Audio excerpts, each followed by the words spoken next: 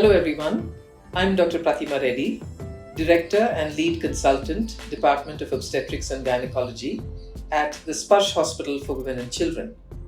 Today, I'll be discussing the physiological changes that take place in every trimester of pregnancy.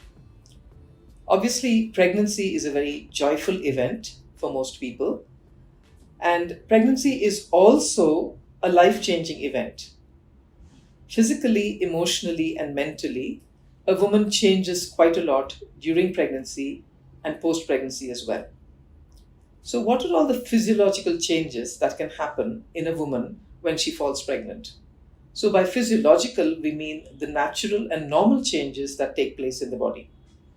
Every pregnancy is divided into 3 trimesters, that is the first trimester, the second trimester, and the third trimester. In the first trimester, the maximum number of changes take place. And it's interesting and amazing to note that a woman's body undergoes changes in every single part of the body. Example, the heart, the lungs, the kidneys, the blood, and almost every organ is changed. The uterus, in fact, which weighs about 30 to 40 grams, grows to almost 1 to 1.1 kilos at the end of pregnancy. Now, I'm not going to elaborate on the details of the physiology of what happens in pregnancy, but I'll tell you what to expect because of these changes.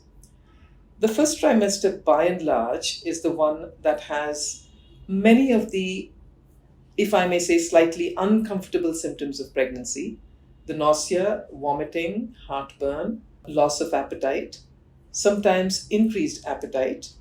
Women can also feel extremely tired, sleepy, and also quite uncomfortable with the whole pregnancy. Again, this is because of the enormous changes that take place in the body and also with the amount of hormones that are put out in the body in order to support the pregnancy. So the first 3 months, a woman goes through all this, but there is always light at the end of the tunnel, and these uncomfortable symptoms do end by and large by the time she reaches the 12th or the 14th week. Now, in the first 3 months as well, the baby is actually formed. So this is very important for the formation of the baby, and also one needs to make sure that one is very careful about what drugs one takes in these months. In the second trimester, it's mainly the growth. So this is when, after around the 16th week or the 20th week, which is the 4th month or the 5th month, a woman begins to put on weight as expected with pregnancy. And this weight ideally should be about 1 to 2 kilos in the whole month and not more than this. So approximately, we would say about a kilo or 1.5 kilos. This is also the time when the baby grows. And in the first and second trimester is when you will have 2 important scans. That's the NT scan or the chromosomal scan, the genetic scanning. And the second one is the anomaly scan, or the scan that looks at the baby in toto to make sure it's normal. Again, some of the symptoms of the first trimester may persist, such as the nausea, tiredness, but gradually all this comes down. One of the things that the women may face in the first and the second trimester is frequency of urination, which is because of the sensitivity of the bladder to the pregnancy. Now, in the third trimester, with regard to the mother, she continues to put on weight, but as I said, not abnormally, but in keeping with the physiology of pregnancy. The uterus grows bigger, the baby grows bigger as expected. Heartburn may return because the pregnancy is now getting bigger and presses upon the stomach. And she may continue to feel a bit tired towards the end of pregnancy, simply because of the weight of the pregnancy. So, all in all, what I would like to leave you with is that because pregnancy is like nothing else that a woman undergoes as a normal healthy girl, there is a lot of change, as I said, both physically, mentally, and emotionally. And having the right background knowledge about all this and the reason for which these changes take place, one should be able to cope with these changes in pregnancy and go through without problems. I'd just like to discuss a few complications or problems that women may face during their pregnancy. And again, I would like to divide this into the 3 trimesters. Now, in the first trimester, it's really mainly the discomfort of being nauseous, vomiting, and being tired. But what are the complications that one can face during this time? Women can face bleeding in pregnancy. About 30% of women do have bleeding in early pregnancy, what's known as an implantation bleed. Most often, this settles down, but some women, unfortunately, may progress into a miscarriage, at which time the pregnancy will have to be ended by your doctor. And if there is any bleeding or pain, you will have to see your doctor immediately. One of the other things that women can face is excessive vomiting. Although vomiting in pregnancy is physiological and common, sometimes it can become a disease or pathological, as we call it. And that's when we call it hyperemesis gravidarum, for which a woman may need to be hospitalized and needs treatment for this. Also, in the first 3 months, we have a condition known as an ectopic pregnancy, which is a pregnancy outside the uterus. And if this is not diagnosed in time and treated, it can be very dangerous to women. And in fact, if not treated at all, can sometimes be fatal to them. So these are the things to be remembered and looked for in the first 3 months of the pregnancy. Now, as the pregnancy progresses, and I will combine both the second trimester and the third trimester, the complications that a woman could face with regard to herself or the mother herself is blood pressure in pregnancy, or preeclampsia as we call it.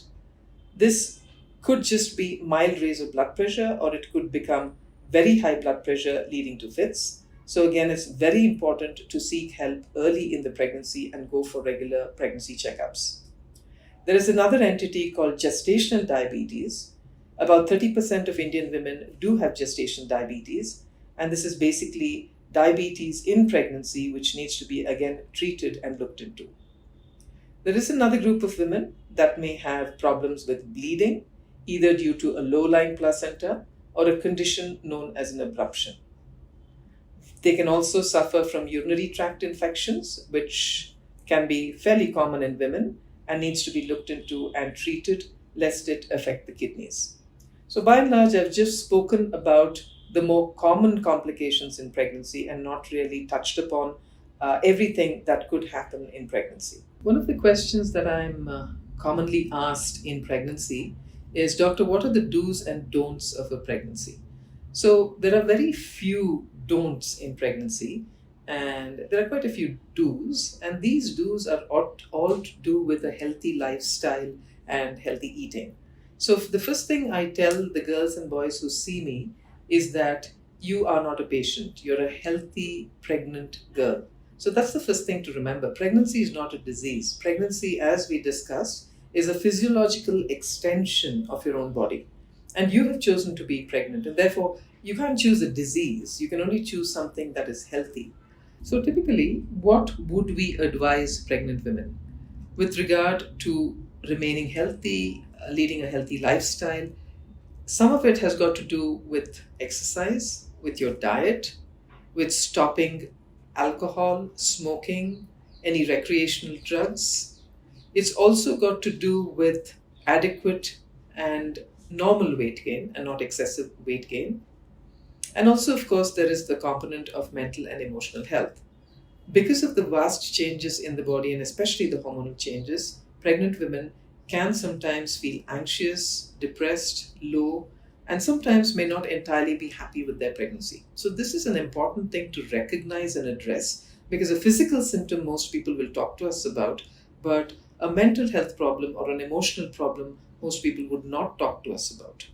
So that is one piece of advice that I want you to take seriously, in that if you're going through anxiety, depression, especially during pregnancy, or have faced it before, it's always best to talk with your doctor and tell them that this is what I'm facing, because they can then look into that and help you take this forward. With regard to diet, I mean, it's just common sense, healthy eating. There are really no don'ts with regard to eating, except don't eat too much of junk food. More fruits, vegetables, less of fatty foods, sugary foods. to make sure that you don't put on too much weight and that you eat a healthy, balanced diet for the appropriate growth of your baby. With regard to exercise, we encourage you to do exercise regularly, at least 5 times a week for about 30 minutes. You can do yoga under supervision, and also any other exercise that you might want to do, please ask your doctor about it, as long as there are no other medical conditions that preclude you from exercise. One final bit of advice: please don't constantly Google your symptoms or problems that you may face in pregnancy, because most often Google just gives you the worst diagnosis. So my advice to you would be, go see your doctor, speak to them, and sort your things out.